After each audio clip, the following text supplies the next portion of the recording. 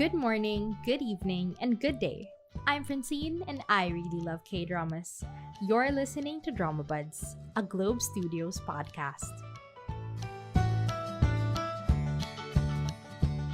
So hello everyone, welcome back to Dramabuds Season 2. As you can see in the title, I'm just going to go through my first impressions of all the shows that started airing around the end of October, and now we are halfway through November. My god, it's gone so fast. But yes, hello, we're here. I didn't like any show strongly enough to give it a dedicated first impressions episode. So now that we're kind of at the start of a what an airing cycle, I guess. Like a lot of shows ended, therefore a lot of shows have started airing. You know how it is. I have a lot of shows that I started watching. Some of them I have more to say about. The others are like, eh, it's airing. I'm paying for this subscription service and it's on there. I might as well watch it. And there are a lot more that I'm currently not tuned into, but I am thinking of watching.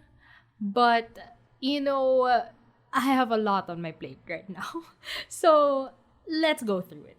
First show, which I have the least to say about, honestly, is Now We Are Breaking Up. So far, only 2 episodes have come out, so, it makes sense that I don't have much to say. So, Now We Are Breaking Up stars Song Ye-kyo in her comeback drama after several years, and Jang Ki-young, who is kind of a rising star right now. But, sadly, he had to enlist in the military, so his trajectory is kind of been cut short. But, good for him at least that he got this role. Honestly, when have I ever been not honest? I have never been the biggest fan of either of these two. So I was like, you know what? I'm just going to look forward to two attractive people. Just looking at two attractive people on screen together. That's all the show needs to give me at this point. And so far, that's kind of just been it. That's all that there is to it at the moment, as of episode 2. Like, I cannot say too much about the story because it seems like a typical, the career woman trying not to fall in love with this guy who keeps pursuing her. But yeah, like he'll continue to swoop in and save the day and help her, and she will slowly fall for him or something. I don't know. Some said that Jang Ki-young's character here is similar to his character in Search WWW, and that the dynamics of his relationship there are similar to this, but I did not continue Search, so I have no right. I don't know anything. I'm not saying anything about that, but I've heard that that's how some people who watched both shows see it. Yeah. Hopefully the story picks up and we actually see their character and relationship development, because in the past 2 episodes they kind of just spent a lot of time apart, like exploring their workplace struggles and not so much.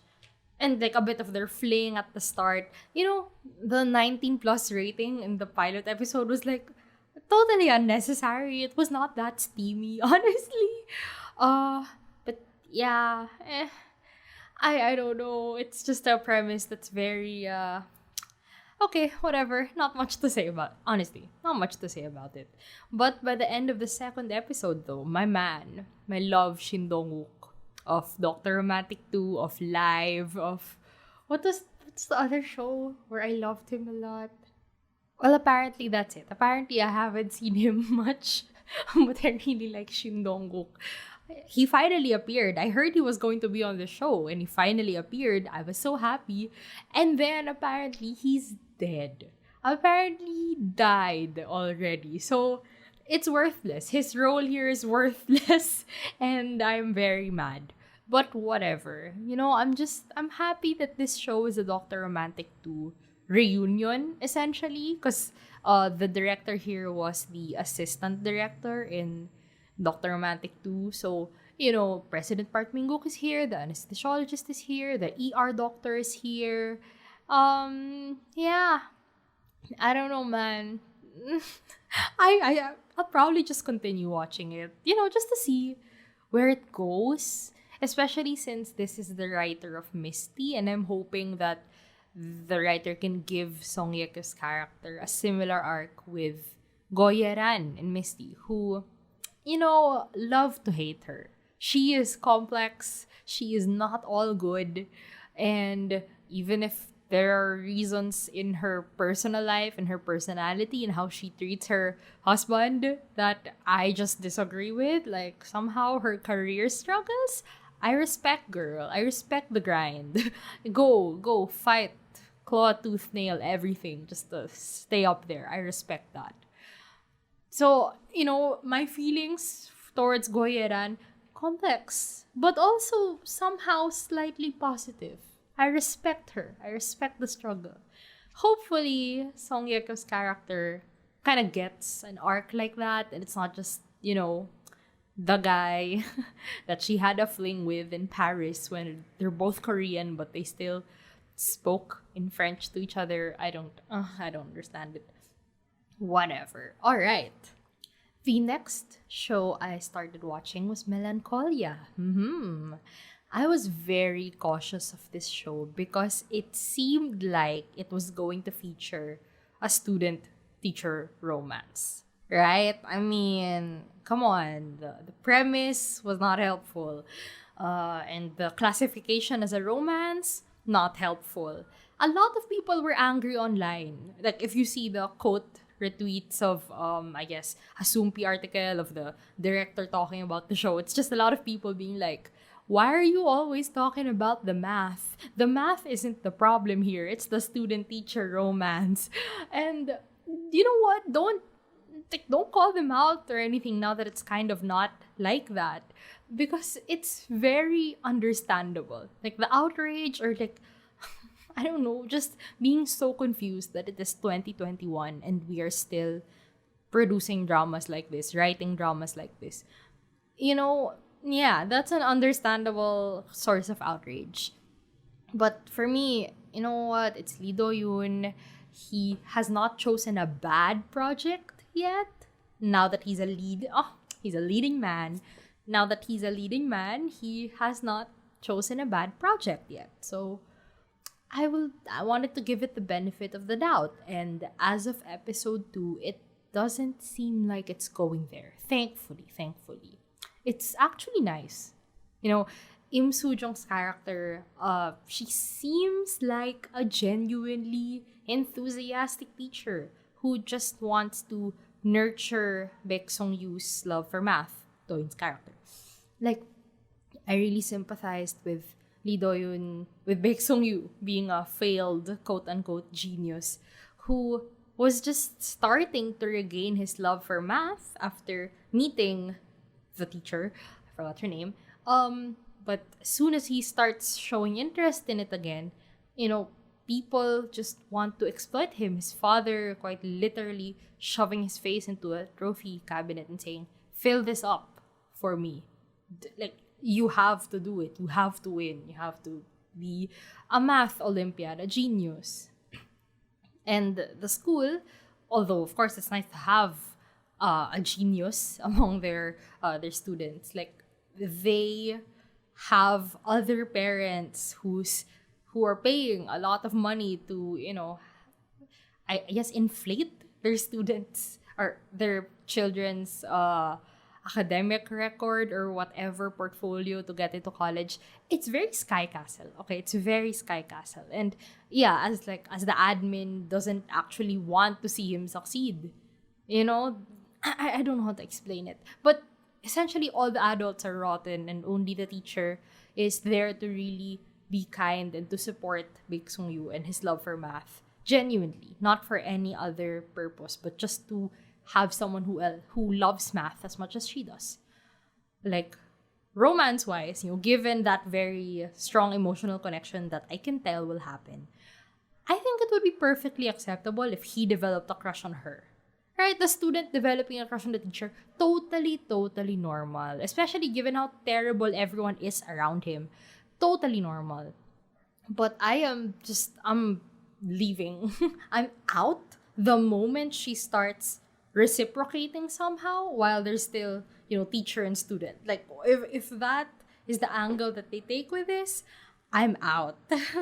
I hate it. Like, oh, come on. But I'm kind of hopeful that they won't. I because they mentioned that it's a scandal and it seems like the admin would frame her or frame them essentially just to get rid of them because they're causing unrest in the school system of corruption, whatever, yada yada. Uh, yeah. So I don't think it'll go there. I really hope not. And if the romance happens after a time skip and they're both adults, it's like, okay, kind of icky, but it happens, and they're adults, and I don't know, man. I'll just accept it. But yeah, after the time skip, after he's genuinely an adult and not like fresh out of graduation, not like that. Okay, I mentioned that this show gives me Sky Castle vibes. It's how it is, the super corrupt, stressful high school situation with demanding parents. It's kind of a stereotype. Is that the word? Like a caricature even. It's just very simplified and overdone. Like everyone, like so many shows have done the corrupt school type show with very demanding parents who want their children to be overachievers, blah blah blah. Sky Castle is still the best of that kind. Love that show. Yeah. And especially after all the makjangs that aired this year, those super dramatic, the penthouse types, and I heard High Class was also very stressful. Love featuring marriage and divorce. Those kinds of shows, you know what I'm talking about. Anyway, whatever. It's kind of overdone recently, and it's not as exaggerated, I guess, as all those other shows, so it's kind of okay. Whatever, I'll take it. I don't I really don't have any expectations for Melancholia. I just hope they don't make it gross. And maybe it'll be more like a my mister kind of relationship with Park Dong-hoon and Lee Ji-an. It's not explicitly romantic. It could be if you want to look at it that way. But if it's not explicitly romantic, it is life-changing. It's about, the empathy and seeing each other outside of your social roles or expectations or whatever and seeing you as a person, blah, blah, blah. You know how it is. If it's like that, okay, cool. If it turns out romantic after a time skip, fine, acceptable. It's fine. If it turns out romantic while he's still a student, I'm out. And for everyone who I guess held back or held off on watching this because they didn't want to support student teacher romance drama, maybe give it a chance. Maybe. Because for now, as of episode 2, it's okay. Nothing gross here. It's all cool. It seems very nice. So yeah, kind of pleasant experience so far. Okay. The next show I started watching was Dr. Brain on Apple TV, their very first Korean show. First of all, I miss Lee Sun-kyun so much. It's been so long. The last time I watched him was Diary of a Prosecutor, it was okay. Whatever, I just watched it. Like, no feelings, no thoughts. Yeah, I missed him. And it's nice seeing him in a role that's like this, where he has to act more. Because, my mister he was just dead, which he was great at. He was great at just, the middle-aged dad sadness. And Diary of a Prosecutor was this comedic, but, yeah, it was a comedic role for him. So that's nice. But here it's like, oh, we're serious. We're like Wang Shimok-ish.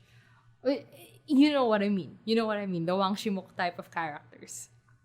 I'm interested to see what his take could be on that. And so far, amazing. This is a showcase of his acting. Good job. I love it. I love to see it. Second, cinematography. top notch. You know, the whole mood of this show, the quality of the production, top notch, amazing. Um, Story wise, it's kind of insane. It's really it's mad scientist science fiction. You know, I'm just going along with the ride. Like whatever they decide to do. Last time he brain synced with a cat, and so I don't know if he's going to act cat like at any point in the future. And it's just funny to me. It's not like, oh, this is so stupid, illogical, blah blah. Like a lot of people complained about that. Like, this is so stupid, it makes no sense. It's not scientifically sound at all. And you know, guys, it's science fiction. It's not meant to be like 100% scientifically sound because it is fiction. Like they have to go a little bit off the rails. You know what I mean? Um, but I think what sells the show for me is how it depicts him losing his grip on reality, especially after like several major losses in his life.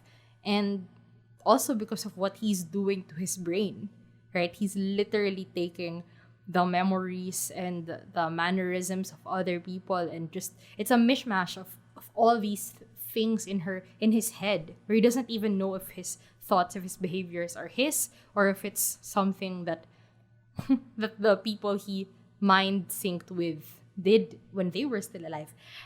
You know, and I think it's a Descent to Madness show. I don't know about what the webtoon did. It's from a webtoon, I am pretty sure.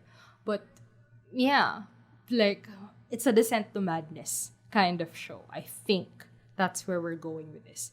And it only has 6 episodes, so I don't really think they can drag out the insanity all that much. I think it'll be fine. But yeah, so far I'm enjoying it. It requires a lot of like, yep, sci-fi, mad scientist, Descent to Madness. It's from a webtoon. A lot of those kind of lens adjustment thoughts. But so far it's okay. I enjoy it. I'm having fun watching it. And also, I miss Lee Sun Kyun so much. Truly. Like, the moment I saw him in episode 1, it's like, oh, you're my number one, Ajushi. You are still, you're still number one. I'm sorry to literally all the old men that I, have loved in the past few months. But Lee Sun Kyun is back and he's number one. Okay, another show that I have watched and I am very attached to for some reason. So I started watching Idol the Coup, the idol show, obviously with Hani and Kwak Siang and that kid from Produce X101. I call him a kid, but he's my age, whatever. Surprisingly or unsurprisingly, I don't know. I like this. I'm really into it. Like, one, I've been a K-pop fan for 9 years. Okay.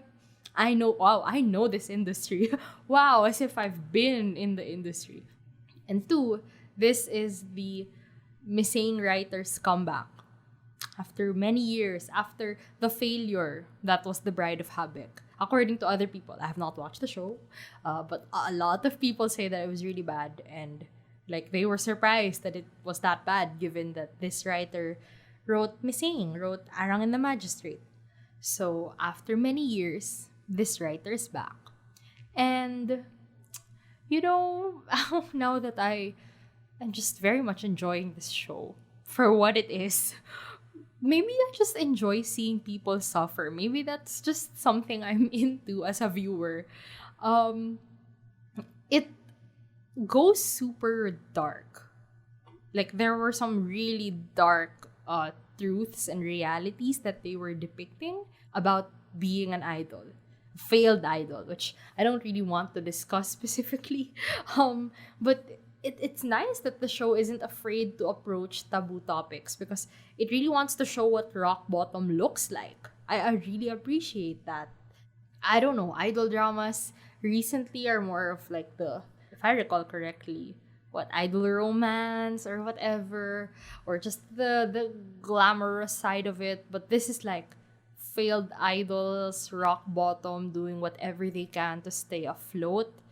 It's a lot of secondhand embarrassment, a lot of cringing. Not just because of embarrassment, but also because it's cringy, which I don't know how to describe entirely, but it's like, mm, this is so embarrassing in many ways. It feels like I'm watching Glee.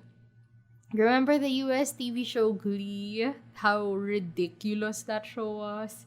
But also, like, for those who enjoyed it, it's very enjoyable.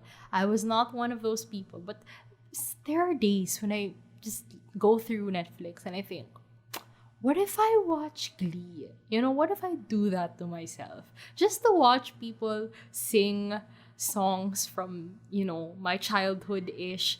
Just for the enjoyment of it. For the wackiness of it all. And then I tell myself, why would I do that to myself? This is not quality TV. That's kind of how I feel about Idol the Coup. Not the best show ever, I think, but it's just so enjoyable if you're into what it offers. Like the idol life, slice of life, suffering of the daily struggles, and the very cringy people randomly bursting into song moments. It happens. It happens like several times in one episode. Drives me crazy. I almost can't watch it, but also I love it so much,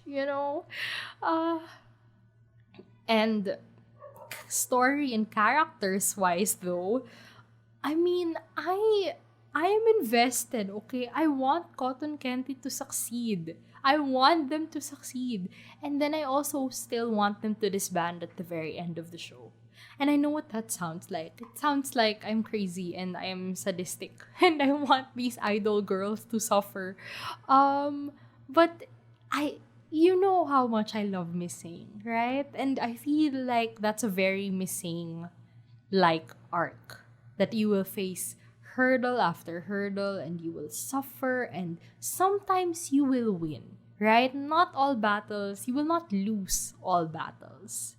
But at the end of the day, it will never be enough. And you will still somehow fail and not end up where you thought you wanted to be. But you will find your way, right? You will be either successful or happy, whichever one you want for yourself. And that's a very missing story arc for me, very Jangure of you. And I love it. I want that for them. I want them to disband and then still be somehow happy and somehow friends with each other.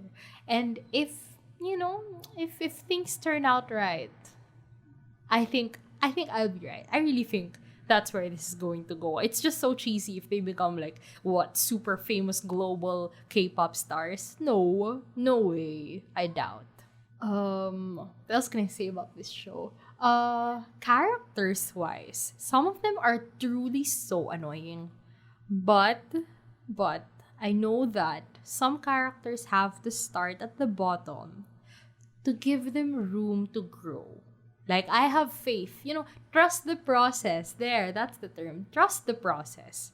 I think we'll end up loving them or at least accepting them for how they are by the end of the show.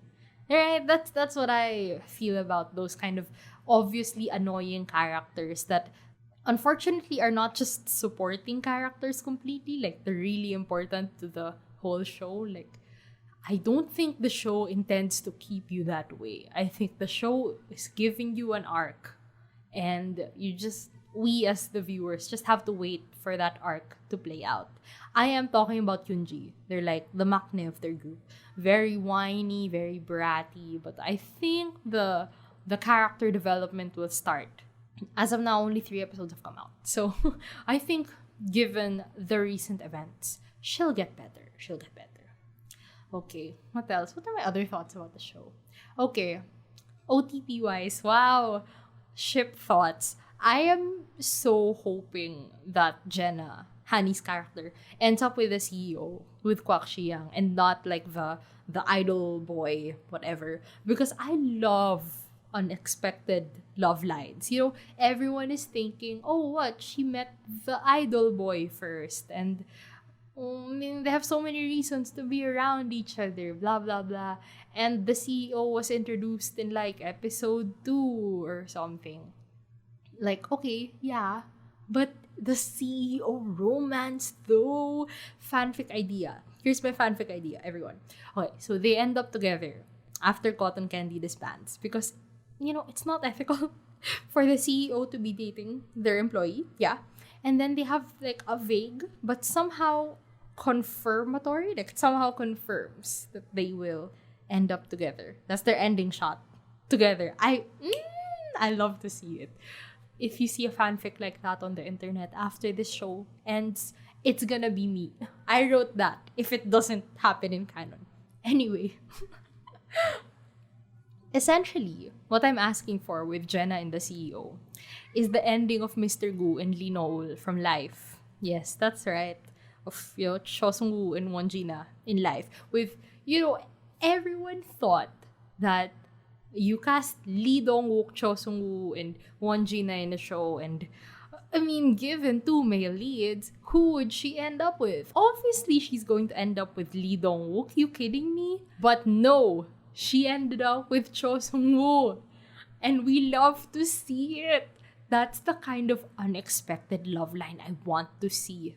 Where everyone thinks this guy's gonna be the male lead. But no. And okay, technically, Kwak Si-young is built higher than the boy. So, my theory can still happen. I can make it happen. I will make it happen myself. Alright. So, yeah. Oh, I don't even know if they're gonna go romance. I don't know if they're going to go love triangle. I don't care. I can just say what I want to say and do what I want to do. Once again, if you see a fanfic on the internet of that exact scenario, you know where it came from. It came from me. Okay. Sorry, back to the show in general. Well, I wouldn't recommend this show to everyone, honestly, because I know that an appreciation for K-pop and idol life is probably needed for it, especially for the cringy, seemingly random sequences of people just bursting into song, which, by the way, is not just a K-pop, it's not even a K-pop idol show trope. It's more of a musical theater thing, which, you know what, is also a thing that I am into. So maybe this show in general just appeals to me on various levels. So that's why I'm so okay with it. But I know that it's a lot of very embarrassing, but I love it. So if you are interested in seeing people suffer and you're willing to tolerate some really annoying and whiny characters who, once again, there will be an arc. I'm pretty sure they won't stay the same until the end of the show. There's an arc. And if you can sit through a lot of secondhand embarrassment, I would recommend this show. Hell yeah. Guilty pleasure. This is a guilty pleasure show for me, definitely. And lastly, I guess, one of my most anticipated dramas of the year. Jirisan, that's right. As of now, how many episodes have aired? 8? 8 episodes? We're halfway through the show. And unfortunately, I do not love it as much as I want to love it. But I also don't hate it either. Do you get me? It's like, I am not, sitting at the edge of my seat, so excited for every minute of the show. Not that into it, but I'm also not like, this is terrible, I hate it, and I'll drop it.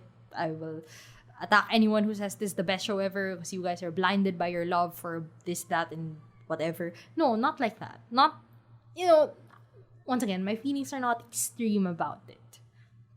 Which is kind of a good thing because once again, I do not like blind love for a show. But I also don't want to hate it, obviously, because a lot of people that I like are here. Okay, good things first. Good things first.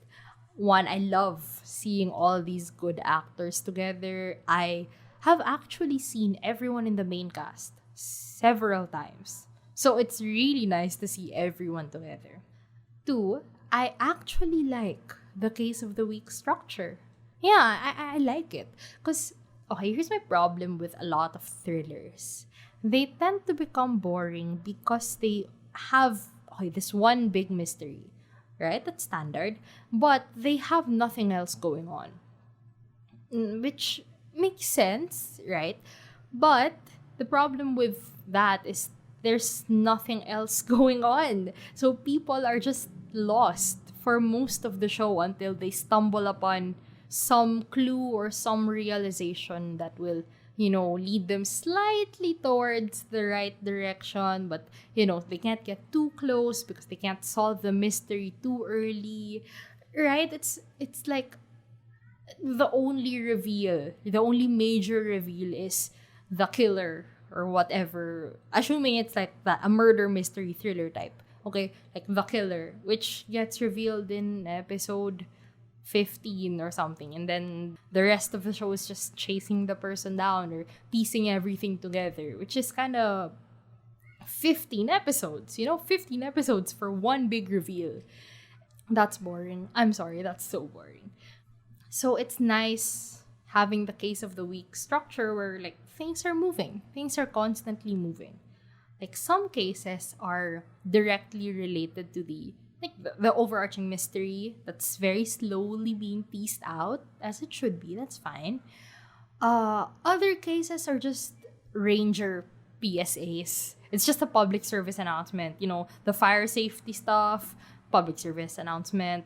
That's the part that's kind of like, okay, whatever. Not even being subtle that this is sponsored by a national park or agency, whatever. I don't know. I'm not sure about that. Unconfirmed. But it comes off that way. Uh, yeah. Okay, what else? Good things. I enjoy the scenes where the Rangers are just being coworkers. Very workplace drama, slice of life-esque. We love to see it. I also enjoy the very annoyingly teased romance between the leads. Yeah, you know what? I'm into it. I'll take it. I'll take what I can get. Because why would you have a drama with Joo Ji Hoon and Jun Ji Yoon and not give them romance? What a waste of two absolutely gorgeous, funny people. I I I'll take it. I'll take what I can get. Knowing Kim Moon Hee, I will just enjoy the tease and nothing else and expect absolutely nothing. Whatever. It's fine. I'll take it. Uh, what else? I also absolutely loved Son Soo-ku's character in episode 6. His whole cameo, that whole episode, loved it. That was my favorite episode so far. I really enjoyed getting to know Yi Kang's character more in that episode. Like, not just her ranger stuff, but before that, like, what was she doing with her life before that? I wish we had a more character-focused episode like that for Hyunjo also. But, I feel like Kim Eun-hee is doing something that Park Ye-ryun does with most of her dramas, where, like, one person is kind of normal and the other person has, like, the fantasy aspect thing. And so that fantasy aspect character doesn't get as much fleshing out because supposedly they're already interesting just by the virtue of having the unique thing about them. And it is never a good thing to be compared to Park Ye-ryun. It's never good to do something that Park Ye-ryun is doing. I'm sorry. I'm an avid hater. You know how it is. Anyway, I guess my main problem with the writing that I've finally pieced together after 8 episodes is that we have the present timeline, yeah, but the bulk of the story as of now is in flashbacks. And so, although it's interesting to see how the mystery played out in the past, the scenes where you're supposed to be worried about, the main lead's safety, like will they make it through this event or will the killer get to them or whatever, those scenes kind of have no impact on me because I know that they're going to be alive in the present. And I know exactly when, this is the actual moment when their lives will be in danger and everything will change for them. And that's what led to their situation in the present timeline. Right? So I know what actually matters. So everything that happens before that kind of feels like, Wow, filler is a strong word. It's not. But it just doesn't feel thrilling to me as a thriller because I know that they'll be fine up until the specific incident that they've already shown.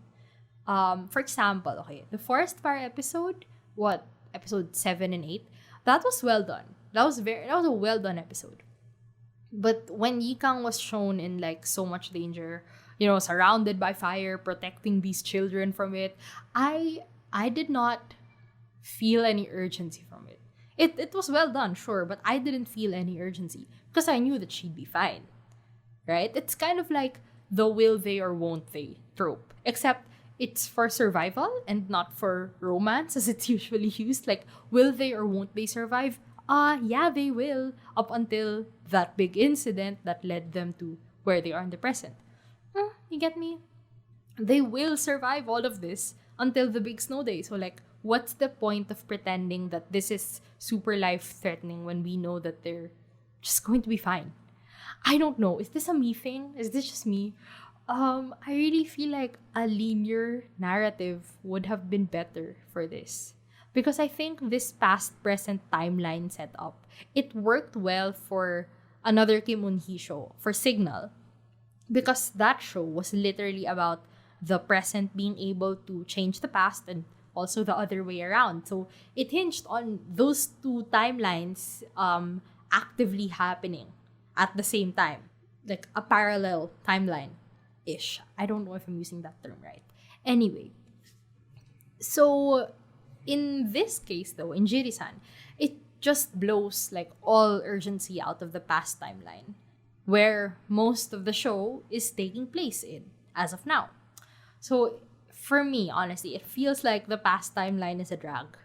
Like it feels like filler. Wow, strong word.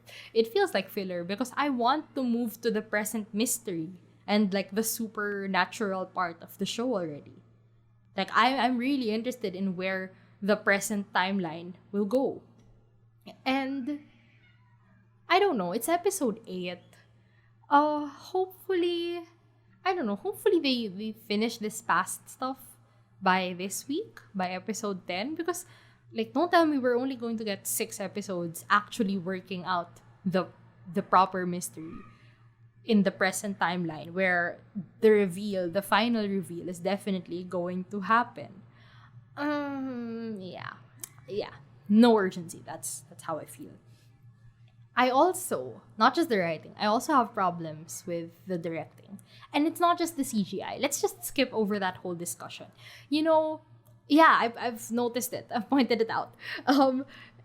And I've seen those exact same ugly CGI shots in Mr. Sunshine, which was a good show also. Just some of those bad shots. So it's like, yeah, whatever. It's a problem, but I can overlook it because there are bigger problems, not just with the writing, but also the directing.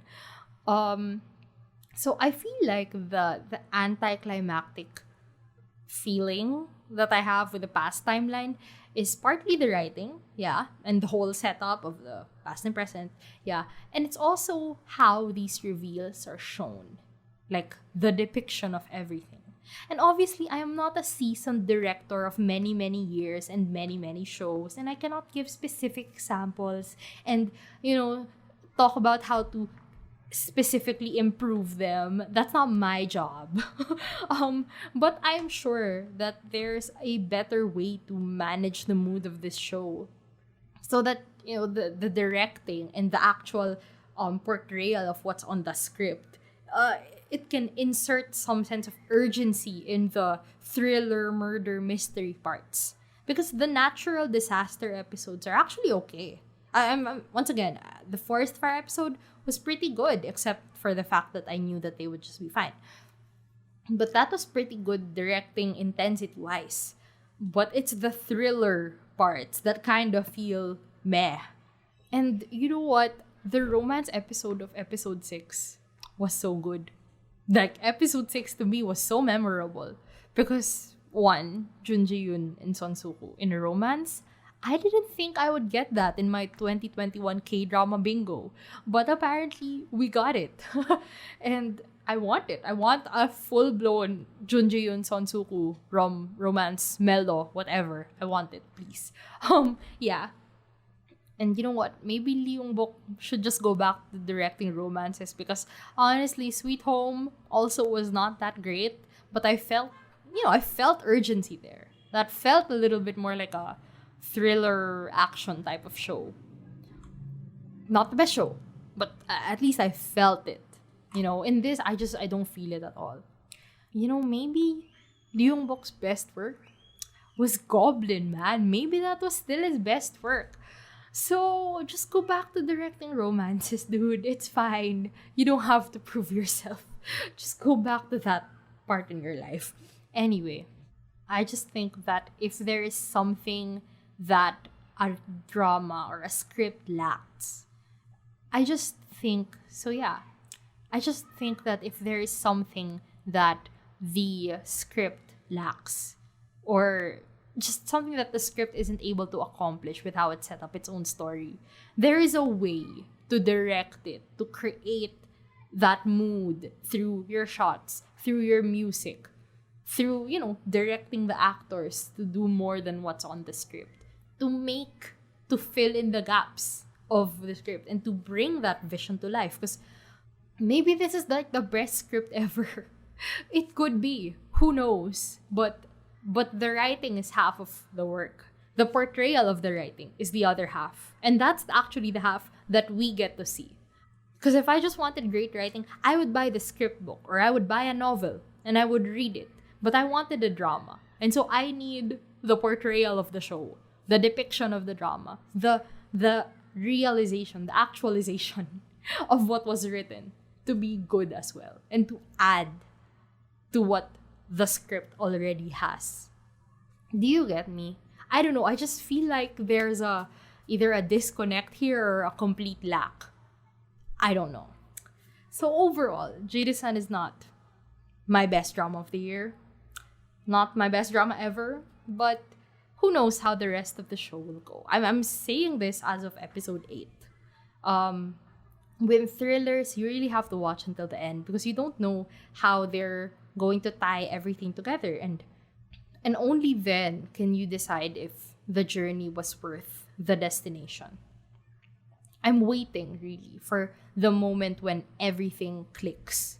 And hopefully it actually does click, because there are some thrillers where even after the reveal of the killer and their whole plan and everything, like, things still don't click, which is very sad. So yeah, hoping for that moment soon. Hopefully by this week, because once again, it's 9 and 10. We're more than halfway through the show. Hopefully we're done with the flashback with the past part. Like, let's move on to the present. Because I think there is still a lot to explore with, the floating ghost, astral projection ghost in the forest, in the mountains. Like, I think there's something we can do with that, but we're not focusing on it at all. So, yeah, that's it for me today. Character development update. Character development of me. My development as a human. I am starting to get better at managing my viewing lens to maximize my enjoyment of the show. Guys, I'm getting a lot better at it. Like, you don't watch shows from different genres with the same expectations. There can be certain things that you as a viewer specifically like and things that you look for. Like, for me, I really love music and I like a good OST that actually stands out but still contributes to the mood of the show. I like feeling, a consistent mood that kind of drives the emotions of the characters and the viewers as well. And I like watching protagonists who fail but still get back up and fail again and still somehow find their way. Like, I get very frustrated when all they do is win, no matter what. I hate that. I hate it because, that's not how life works. So, yeah, I like failure. Those are things that I look for. But I will not be able to get that in every show. And, yeah, not every show will tick all of the boxes. So, sure, yeah, not all shows will give me all of this. And there are also aspects of a show that are just part of the genre that they're in, or part of what the show is going for. Like, if it wants to be a stressful makjang, it will have an over-the-top villain and a bit of overacting, I guess, by whoever's standards of overacting. Yeah, and it will just be very dramatic because that's what it wants to do. And if it's an easy, breezy, beautiful rom-com, then it will be very cheesy and just feature a lot of dumb moments between leads that will force you to believe that they're meant to be together. Something like that.